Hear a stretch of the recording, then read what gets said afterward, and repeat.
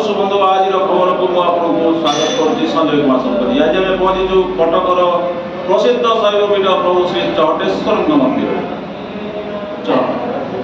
ବାସ ଚହଟିଲାରୁ ଚହଟେଶ୍ୱର ପ୍ରଭୁ ଚହଟେଶ୍ୱର। ଆଜି ଶୀତଳ ଷଷ୍ଠୀ, ପବିତ୍ର ଶୀତଳ ଷଷ୍ଠୀ ଅବସରରେ ଶିବ ବିବାହ ଅବସରରେ ଅଗଣିତ ଶ୍ରୋତାମାନଙ୍କୁ, ଅଗଣିତ ଶ୍ରଦ୍ଧାଳୁମାନଙ୍କୁ, ଅଗଣିତ ଶିବ ପ୍ରେମୀମାନଙ୍କୁ ବାସ୍ତବ ପ୍ରାର୍ଥନା ଦଳ ପକ୍ଷରୁ ଅନେକ ଅନେକ ଶୁଭେଚ୍ଛା ଏବଂ ପ୍ରଭୁ ମଙ୍ଗଳମୟ ଚହଟେଶ୍ୱର ସମସ୍ତଙ୍କର ମଙ୍ଗଳ କାମନା କରିବା ସହ ସ୍ୱାଗତ ମଧ୍ୟ କରୁ। ଆଜି ଆମେ ପହଞ୍ଚିଛୁ ଏହି ପବିତ୍ର ଶୀତଳ ଷଷ୍ଠୀ ଶିବ ବିବାହ ମନ୍ଦିରରେ ପ୍ରଭୁ ଶ୍ରୀ ଚହଟେଶ୍ୱରଙ୍କ ମନ୍ଦିରରେ। ଦେଖନ୍ତୁ କି ଅପୂର୍ବ ସାଜସଜ୍ଜ ପ୍ରଭୁ ଚହଟେଶ୍ୱରଙ୍କ, କି ସୁନ୍ଦର ବରବେଶ, ସାକ୍ଷାତ ମଣିଷ ଭଳି। ଯେମିତି ଜଣେ ବର ବିବାହ କରିବାକୁ ଚାହେଁ ସେମିତି ପ୍ରଭୁ ଚହଟେଶ୍ୱର, ସେହି ସତ୍ୟ ଶିବ ସୁନ୍ଦର ପ୍ରଭୁ ଚହଟେଶ୍ୱର ଆଜି ବେଶ ହୋଇଛନ୍ତି। ଶୁଭ ବିବାହ ହେବ ମା ପାର୍ବତୀଙ୍କ ସହିତ। କେତେ ବର୍ଷ ଚାଲିଛି, ଏହାର ବିଧି କ'ଣ, ଏହାର ବିଧାନ କ'ଣ ବୁଝି ରଖିବା ଏହି ପ୍ରଭୁ ଚହଟେଶ୍ୱରଙ୍କର ପ୍ରଧାନ ଭକ୍ତ, ପ୍ରଧାନ ସେବକଙ୍କର ଆଜିର ଏହି ପବିତ୍ର ଶୀତଳ ଷଷ୍ଠୀ ଅବସର।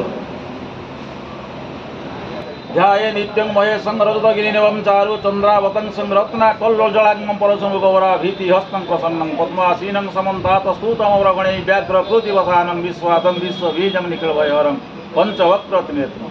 ओम नमः चहटेश्वराय। नमस्कार आज्ञा।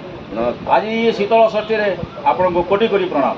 प्रभु चहटेश्वरंकर आप प्रधान सेवक, कौन कह आज विवाह विषय किसी कहतु। प्रतिवर्ष आमर शिव विवाह पालन करा जाउची एवं आमर एक्चुअली परंपरा होची पश्चिमांचल अंचल यार प्रभाव बेसी थाए शिव विवाह पर परवर्ती काल में आस्ते आस्ते चारिआडे प्रधान विवाह आरंभ होलानी। भी मो 18-20 वर्ष है विवाह मुझे आरंभ करी जो पश्चिमांचल जो टाइप नीति नियम विधि विधान में जो माने विवाह होमर हो पारे कहीं निबंध आपणकर हुए गुआ आप अनुकूल हुए ये सब जिन परंपरा करते आमर खाली तो कन्या पिता बड़ पिता जहाँ आम जबरदस्त आनिक बसई आम करूँ जहाँफल ये शिवकर घर ये पार्वती घर ये अनुसार ये पूजा विधि विधान पालन हुए एवं ठीक भाव चली भगवान दयालु सब विधि विधान चले आपन ये आमर मत वेद मंत्र पाठ हुए और चारि वेद ब्राह्मण नहीं बड़ बड़ पंडित मान नहीं विवाह कार्य संपन्न करें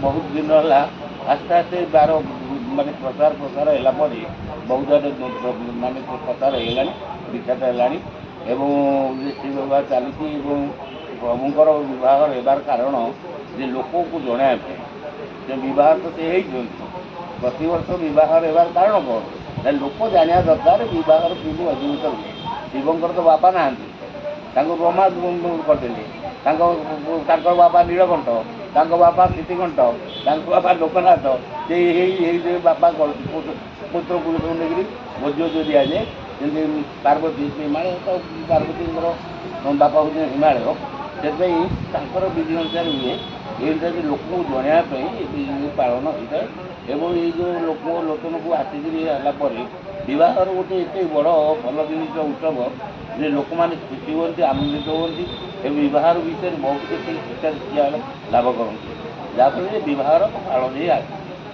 भगवान से स्वयं भगवान से तो माने विवाहकर आकार किसी ना सी व्यवहार किसी ना से 108 जो माला पकई से 108टा मुंड हूँ गोटे गोटे पार्वती मुंड अच्छे से 108टा मुंड पार्वती मुंड से कहले जैसे पार्वती पचारे आप ये मुंड मालटा कहीं पकई ना आ भर तुम जान मुझे कि देखी कहला मोर मरण ना जी माने मो बाहा हुए चली जाती मुंड टी गलिकी जाए तेज ये 108 मुंड हूँ तुमर आउ का बर्तमान ये जो आमर समाज जो चलती शिव विवाह प्रथा ये शिव विवाह प्रथा आउ ये जो शिव विवाह प्रथा आ भर किसी अंतर अच्छी किसी अंतर नहीं आमर जमी मानव मानकर शिव विवाह होती विवाह ସମାନ ଢଙ୍ଗରେ ସମାନ ସମାନ ରୀତିନୀତିରେ ବାହାଘର। ସମାଜ ହେଲା। ଆଜିକାର ଯେଉଁ ଏଇ ଯେଉଁ ଛଅଟେଶ୍ୱରଙ୍କ ଅଛି ତା ଦେହରେ କର୍ତ୍ତା କର୍ତ୍ତୀ ବର ପିତା ଥିବେ, ବର ମାତା ଥିବେ, କନ୍ୟା ପିତା କନ୍ୟା ମାତା। କନ୍ୟା ପିତା କନ୍ୟା ମାତା ଅଛନ୍ତି, ବର ପିତା ବର କନ୍ୟା ଅଛନ୍ତି। ଯେତେବେଳେ ମୁଁ ବିବାହର ଆରମ୍ଭ କଲି ମୁଁ ଦୁଇ ଜଣଙ୍କୁ ନେଇକରି ଆରମ୍ଭ କରିଦେଲି। ତାପରେ ପରବର୍ତ୍ତୀ କାଳରେ ଆଉ ବର କନ୍ୟା ପିତା ଯେତେବେଳେ ଏତେ ପ୍ରଚାର ହେଇନଥିଲା ଯେ ଶିବ ବିବାହ କ'ଣ ଜାଣି ସମ୍ବଲପୁରରେ ଆଜ୍ଞା ଲାଇନ୍ ଲାଗନ୍ତି ବିବାହର କରିବା ପାଇଁ। ସେମାନେ ଆଗରୁ ଲାଇନ୍ ରଖିଥାନ୍ତି ଯେ ମୋ ପାଳିଟା କେବେ ପଡ଼ିବ, ମୁଁ ବରର ପିତା ହେବି ଆଉ ପାର୍ବତୀଙ୍କର କନ୍ୟା ହେବି, ମା ହେବି, ପିତା ମାତା ହେବି। ସେମାନେ ତାଙ୍କର ଗୋଟେ ଚ୍ୟାଲେଞ୍ଜ ଥାଏ, ମାନେ କ'ଣ କଣ୍ଟେଷ୍ଟ ହୁଏ, ଯାହାଫଳରେ ତାଙ୍କ ଭାଗ୍ୟରେ ମିଳିଲେ ସେ ବର୍ଷ ହୁଅନ୍ତି। କିନ୍ତୁ ଆମର ଏଇଟା ନୁହଁ। କିନ୍ତୁ ପରବର୍ତ୍ତୀ କାଳରେ ମୁଁ ପରବର୍ତ୍ତୀ କାଳରେ ମୁଁ କହିଲି ଆଜ୍ଞା ଶୁଣନ୍ତୁ, ଆପଣ ବେଦୀ ଖର୍ଚ୍ଚଟି ଦିଅନ୍ତୁ ଆଉ ବ୍ରାହ୍ମଣ ଦକ୍ଷିଣା ଦିଅନ୍ତୁ, ଆଉ ସବୁ ଦାୟିତ୍ୱ ମୁଁ ନେବି। ସେ କିନ୍ତୁ ଚାଲିଛି, ଆଉ ପରିବର୍ତ୍ତନ ହେଇପାରୁନି। ଆଉ ବର ପିତା ଯେଉଁ ରହିଛି ସେ ଚେଞ୍ଜ କରୁନି, କନ୍ୟା ପିତା ସବୁବେଳେ ଚେଞ୍ଜ କରୁଛି। ସବୁ ସେଇ ପ୍ରଭୁଙ୍କ ମାୟା। ପ୍ରଭୁଙ୍କ ମାୟା। ଏଇ ବି କନ୍ୟା ପିତା ଚେଞ୍ଜ ହେଇଯିବ। ଏବେ ବର ପିତା ଦିଆଯିବ କିନ୍ତୁ ସେମାନେ ଖାଲି ବେଦୀର ସରଞ୍ଜାମ ଏବଂ ବ୍ରାହ୍ମଣ ଦକ୍ଷିଣା ବି ଦିଅନ୍ତି। ଖାଇବା ପିଇବା ଲାଇଟ୍ ସବୁ ଆମେ ମନ୍ଦିର କରିବୁ। ଆପଣ ତ ପ୍ରଭୁ ଚଉଟେଶ୍ୱରଙ୍କ ସେବକ, ପ୍ରଧାନ ସେବକ, ମୁଖ୍ୟ ପୂଜକ। ଆଜି ପ୍ରଭୁ ଚଉଟେଶ୍ୱର ବାହା ହେବେ, ମା ଗୌରୀ ମା ପାର୍ବତୀଙ୍କ ବାହା ହେବେ। ଆପଣ ଜଣେ ବ୍ରାହ୍ମଣ ହିସାବରେ ତାଙ୍କୁ କ'ଣ ଆଶୀର୍ବାଦ ଦେବେ? ଆପଣ ଯଦି ଆଶୀର୍ବାଦ ଦେବେ ନା, ଇଏ ଗୋଟେ ବିଚିତ୍ର ପ୍ରଶ୍ନ ସୃଷ୍ଟି ହେଲା ବର୍ତ୍ତମାନ। ନିଶ୍ଚୟ ଆପଣ ଯେଉଁଟା କହିଲେ ସେ ଯାହାହେଲେ ବି ଆପଣଙ୍କର ତାଙ୍କର ବିବାହର ହେବ।